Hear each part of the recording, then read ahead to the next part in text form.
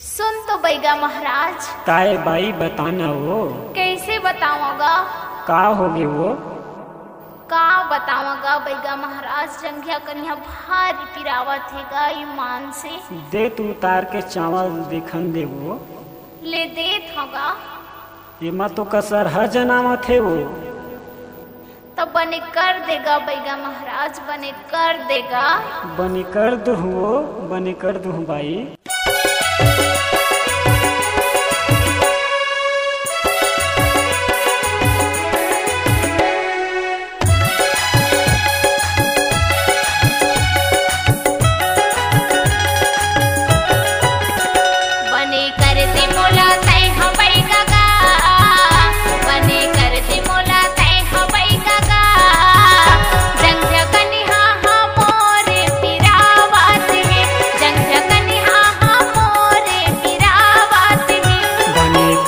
मैं तोला बाई वो बनी कर मैं तोला बाई वो, तोर तन माँ कसर है जनावत है, तोर तन माँ कसर है जनावत है।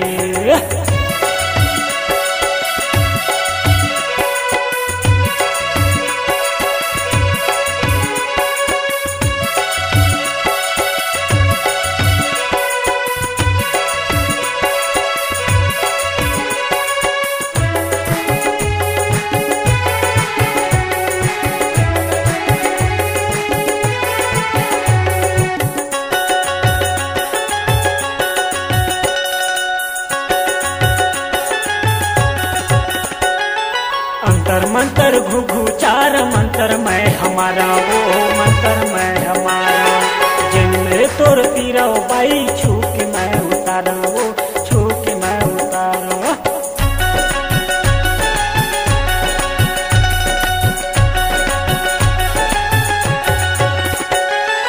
अंतर मंतर घुघु चार मंतर मैं हमारा वो मंतर मैं हमारा, जिनमें तोर तीरा बाई छू वो, छू के मैं उतारा। जय काली कलकत्ते वाली तेरे वचन जय, खाली चार गोर चार गुड़े के 12 गोड़ में रख नाले सुशंभु के मोर बड़े भाई मालिक लखन तीजव मधु लक्ष्य परमेश्वर बंजारे दुजेंद्र चेतन कुंवर भानु बंजारे शोभा पात्र के फूके फू। कैसे लागी से वो? थोकन बने लागी से का मैं तोला बाई वो, मैं तोला बाई वो, तनमा कसर है जनावत है, तुर तनमा कसर है जनावत है।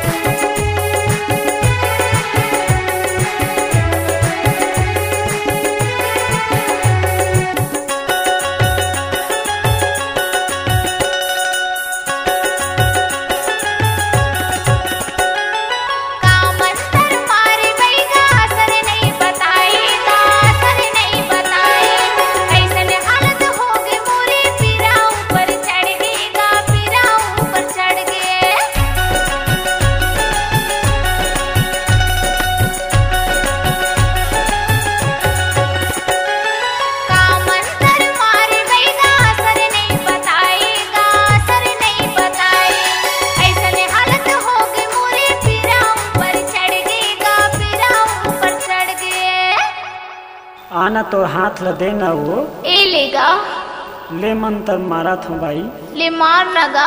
जनवरी फरवरी मार्च अप्रैल मई जून जुलाई अगस्त सितंबर अक्टूबर नवंबर दिसंबर हाथ गोड़ पीरा उतर जाए बाई। मारथ में अंतर मोर पिताजी संतराम पात्रे मोहन पात्रे जय राजन विजय काटले दान साय तुलाराम डोंडे अजब दास हरमोहन दास मंदे मोर बड़ी जब माधा मोले रोहित कुर्रे के फूके फू।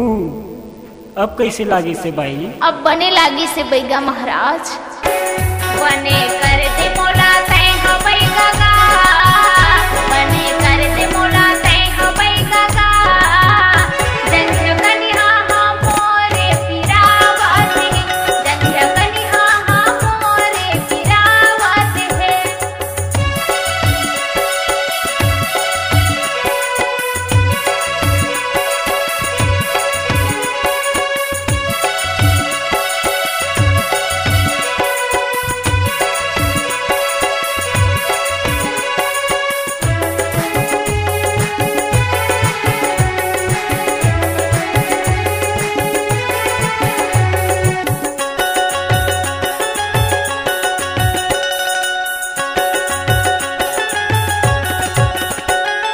मंगल बाबा के फूके बाई समारू बाबा के फूके वो शशि भैया के फूके बोले बाबा दिया बाती बैठ गीता भैया के झारे वो गीता भैया के झारे।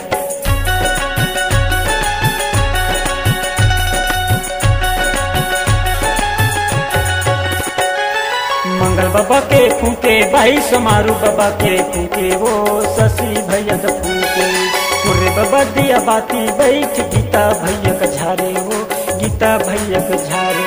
सुनना बैगा महाराज, मैं काखर काखर घर नहीं गए रहूँगा। गौतम बंजारे, जान टोंडे, विनोद काटले, कृष्णा बंसी, भास्कर और मनीष टोंडे कर आगे रहूँगा।